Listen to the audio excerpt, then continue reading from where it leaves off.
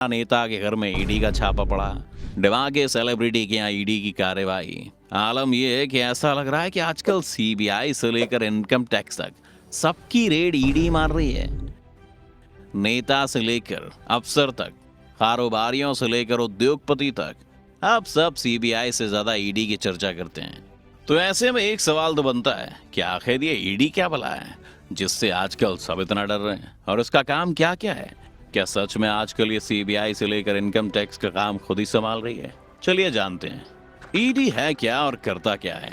ED का मतलब होता है इन्फोर्समेंट डायरेक्टरेट, जिसे हिंदी में कहते हैं प्रवर्तन निदेशालय। ये एक स्पेशल वित्तीय जांच एजेंसी है जो वित्त मंत्रालय के रेवेन्यू डिपार्टमेंट का हिस्सा है। आसान शब्दों में कहें तो जहां पैसे से संबंधित गड़बड़ होती है वहां प्रवर्तन निदेशालय दखल देता है।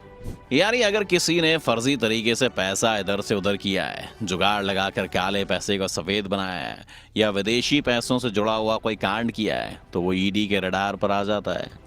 ईडी खास तौर से 2 राजकोषीय कानूनों को लागू कराने का काम करती है और इनके दुरुपयोग पर नजर रखती है। इनमें पहला है विदेशी मुद्रा प्रबंधन अधिनियम 1999 यानी FMA, और दूसरा है prevention of money laundering act 2002 यानी PMLA। अब अगर आप सोच रहे हैं कि मनी लॉन्ड्रिंग क्या है, तो आपको बता दें कि मनी लॉन्ड्रिंग शब्द अपना नहीं है, बल्कि अमेरिका से आया है। असल में वहां के माफिया जो पैसे कमाते थे उसे वैध दिखा देते थे। मनी लॉन्ड्रिंग का मतलब है अवैध तरीके से कमाए गए पैसों को वैध दिखाना, पैसे के सोर्स को छुपाना, बेनामी संपत्तियां बनाना, शेल कंपनियां बनाना, यानी ऐसी कंपनियां जो असल में कोई काम नहीं करती लेकिन उनकी बैलेंस शीट चकाचक रहती है, और तो और इनके ज्यादातर मालिक भी असली नहीं होते।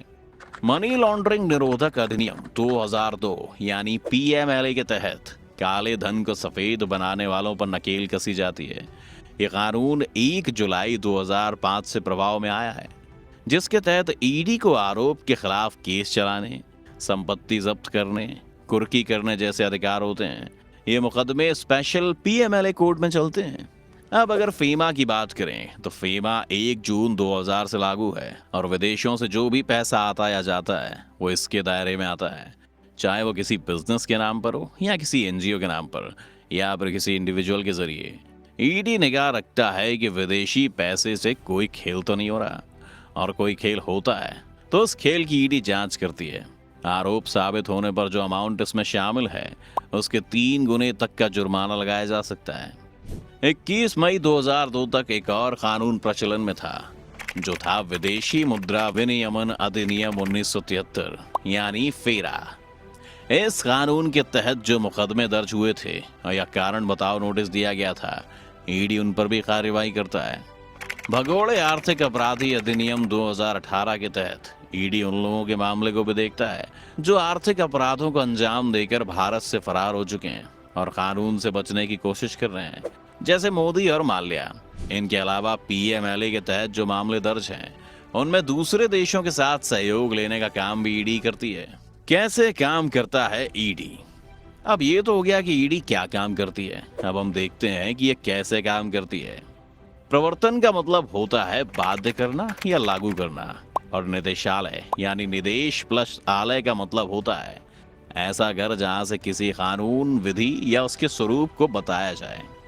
मुख्य तौर पर 2 वित्तीय कानूनों को लागू करने के लिए ईडी जतन करता है, और इसके लिए उसके पास अपने अधिकारी तो होते ही हैं, साथ ही डेपुटेशन पर अलग अलग जांच एजेंसियों से, जैसे इनकम टैक्स से, पुलिस से या कुछ अन्य विभागों से भी अफसरों को लिया जाता है। ईडी में कंप्लेंट कैसे और कौन कौन कर सकता है? अब दोस्तों, अगर ईडी में शिकायत की बात करें तो ईडी में लिखित शिकायत तो कोई भी दे सकता है। माने अगर आपको लग रहा है कि आपके पड़ोस में, आपकी जान पहचान में कोई ऐसा इंसान है जो पैसों को लेकर कोई गड़बड़ी कर रहा है, तो आप ईडी में शिकायत कर सकते हैं। पर ऐसा नहीं है कि आपकी शिकायत के बाद सीधा कार्रवाई होनी शुरू हो जाएगी। आपकी शिकायत के बाद एजेंसी खुद शुरुआती जांच करेगी, और अगर उसे कोई गड़बड़ मिलेगी तभी वो अपनी ओर से मामला दर्ज करेगी। इसके अलावा अगर कोर्ट किसी केस में मनी लॉन्ड्रिंग का मामला देखता है तो वो उसे ईडी को सौंप सकता है, और फिर ईडी उस जांच को आगे बढ़ाता है। कितनों को मिलती है सजा? अब आपने ये तो खूब देखा होगा कि सोशल मीडिया से लेकर अखबारों और न्यूज़ चैनल तक हर जगह ईडी अपनी रेड के लिए चर्चा में बनी रहती है। पर क्या कभी आपने सोचा है कि इनमें से कितने लोग